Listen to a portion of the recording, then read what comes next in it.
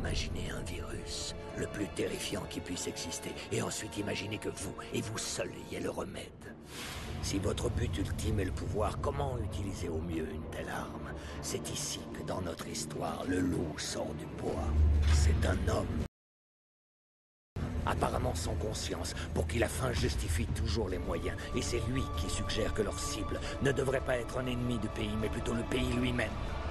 Pour maximiser l'effet de l'attaque, 3 cibles sont choisies. Une école, une station de métro et un centre d'épuration.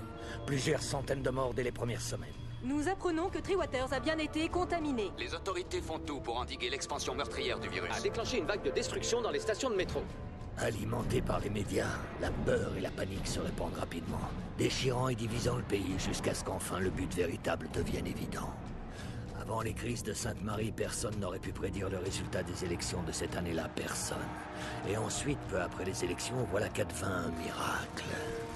Certains crurent à une intervention divine, mais c'était l'œuvre d'une compagnie pharmaceutique contrôlée par certains membres du parti qui devinrent tous scandaleusement riches. Mais le résultat final, le vrai génie de ce plan était la peur. La peur devint l'instrument suprême de ce gouvernement et le moyen pour notre jeune politicien de se faire nommer pour tenir le poste nouvellement créé de haut chancelier.